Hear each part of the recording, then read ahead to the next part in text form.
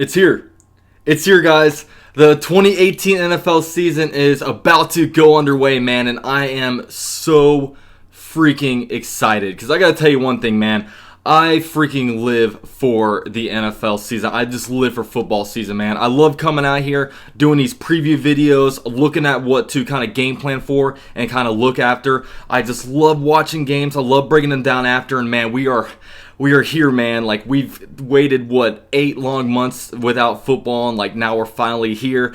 I'm bringing you guys my first preview video of the year, and we have a really awesome matchup, as we have actually a cross conference matchup where we will actually be going up to the New York Giants and playing them in MetLife, 1 p.m. Eastern time. It's an away game. Jack's going to be in there all white. I will be there. I'm so excited to just get this season underway, man. And in this video, what are we gonna do? We're gonna preview this matchup. So let's get it. Last name ever, first name greatest. Like a sprained ankle, boy, ain't nothing to play with. Started off low. So first I want to kind of take a look at the New York Giants before I go into what the Jaguars kind of need to do to succeed. Now, the New York Giants, in 2015, they were a Tom Coughlin-led team. He led them to a 6-10 record, and unfortunately, he was fired from the Giants. But, fortunately for us, we did pick him up a year later. Now, they replaced him with a guy in-house by the name of Ben McAdoo. He served as their head coach. They went out on a big kind of free agent spending spree. And in 2016, they actually went on a 11-5 record and actually went into the postseason. Now, we all know about that Odell Beckham boat incident over down in Miami. And obviously, they wound up going basically coming in and losing immediately, so kind of a short-lived playoff stint there. And then in 2017, they completely hit the shitter, man. They went 3-13. Ben McAdoo had no control over their team. It was much different of a team than when Tom Coughlin was there, as he had them extremely disciplined. Then nobody really bought into anything of what Ben McAdoo was saying. So now what did they do? They decided to clean house. They got a new GM in Dave Gettleman.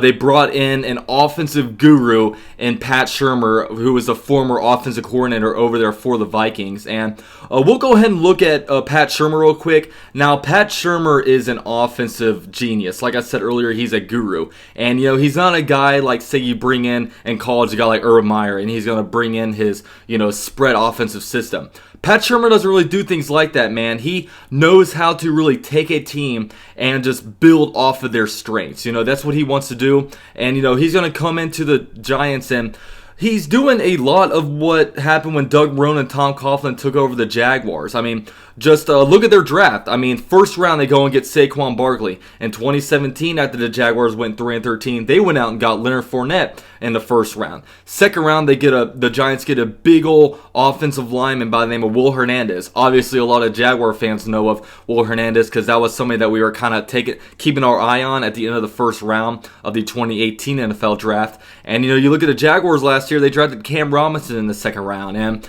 what the Giants are really going to want to do, they want to be able to be a team that runs the ball well. That's what Pat Shurmur wants to really bring to this team. And, they're going to start running a lot of 2 tight end personnel. And, this is a team that has all kinds of offensive talent, man. They have Odell Beckham Jr., they have Sterling Shepard, they have Evan Ingram, they have Saquon Barkley. Obviously, you can say what you want about their quarterback, Eli Manning, but, they have Eli Manning, he's 2-time Super Bowl MVP.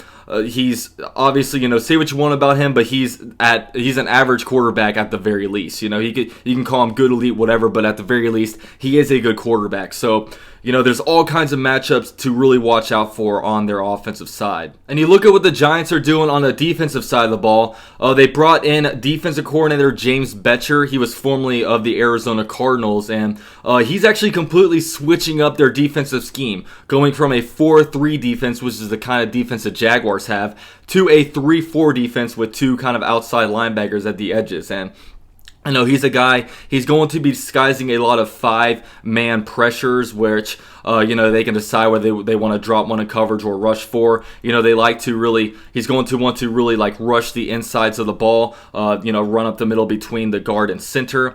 They want to do a lot of single cornerback, like one-on-one with the cornerback wide receiver, a lot of single high safety. That's kind of what he did for when he was over at the Arizona Cardinals. And these guys have a good amount of defensive weapons. In 2017 free agency, they went out and spent it a little bit.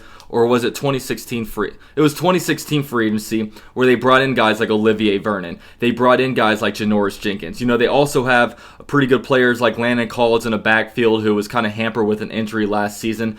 These guys have weapons, and it'll be interesting to kind of see now with the new head coach and Pat Shurmur, now with the new defensive coordinator, what kind of production this team can get. Now, the most interesting matchup really is just the Jaguars defense versus the Giants offense, because like I said, there's so many weapons over on that end. And it's interesting because a lot of people are going to be wondering, like, is Jalen Ramsey going to be shadowing Odell Beckham Jr.? And really, I don't see that happening. And one thing that's interesting is that Odell Beckham is apparently taking a lot of snaps out of the slot. So I don't know what's going to be going on there. Like, I wouldn't expect Jalen Ramsey to follow him to the inside, but I'd be a little more. I'd feel a little better if, say, AJ Boye or Jalen Ramsey were guarding OBJ in that spot as opposed to a guy like DJ Hayden.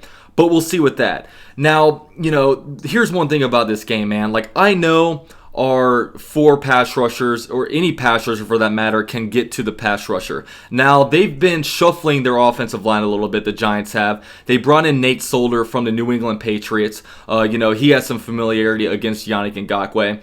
But you also have a rookie starting at left guard in Will Hernandez. At the right guard spot, you have Patrick Omameh, a familiar face with the Jaguars, who was brought in as a free agent. The right tackle, Eric Flowers, was actually formerly their left tackle. He was a former first-round pick and hasn't produced enough, so they're moving him out to right tackle to kind of see what goes on there. And, I really do have a lot of faith that the Jaguars will be able to get pressure on this team. And I also have faith that guys like AJ Boye will be able to cover Sterling Shepard well. I have a feeling that Jalen Ramsey can obviously cover OBJ. Now, Odell Beckham Jr., he's going to get a lot of catches this game. I mean, he's a top 4 wide receiver in this league.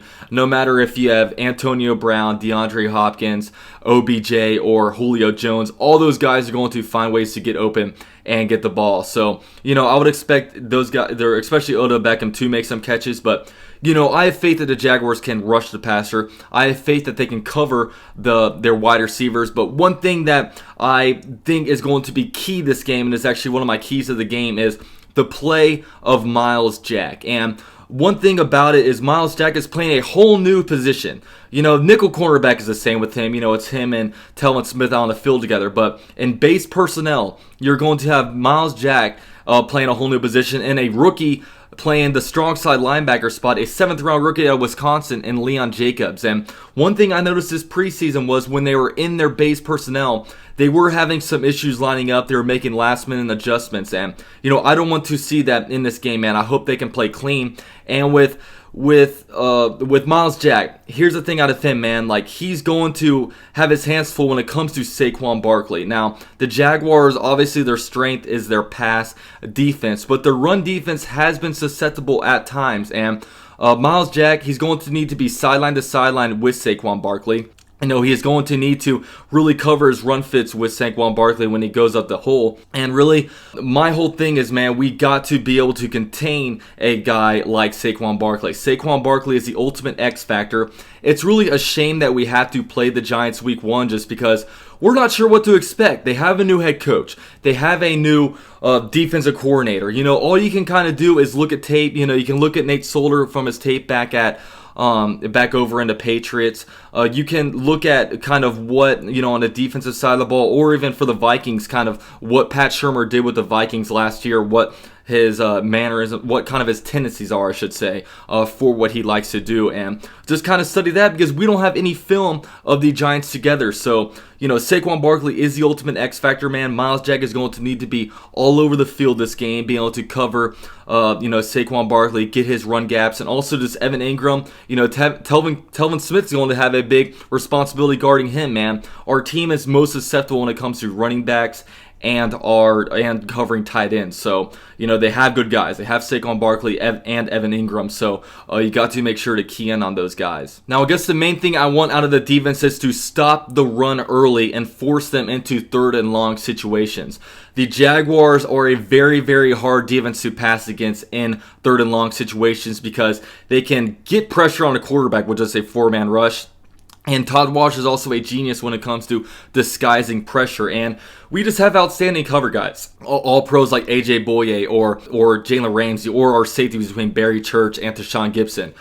This third and long situations are not an ideal situation for the opposing offense. Now, when it comes to the Jaguars offense, I think they're going to be low in the box this game. I really think that they're going to be basically saying that, hey, we're a good rush defense. We're going to put 8-9 guys in the box. We're going to guard your wide receivers one-on-one, and Blake Bortles makes something happen. And I really feel like this game, I feel like there's going to be a lot of run-pass options going on. And I saw a lot of RPOs going on in the preseason. I saw different sets where you can either hand it off to the running back or you can fake it and throw to the wide receivers. Blake Bortles can potentially keep it if he sees that the outside linebacker is, coming in and going to stop Fournette. I think that the Jaguars have instilled a big kind of RPO kind of offense. I think we're going to have a lot of that going on, and I think we're going to really be premiering that this game. We also have different sets, like we have a 2 running back set now, where a lot of the times Leonard Fournette will basically motion out the linebackers will come at him,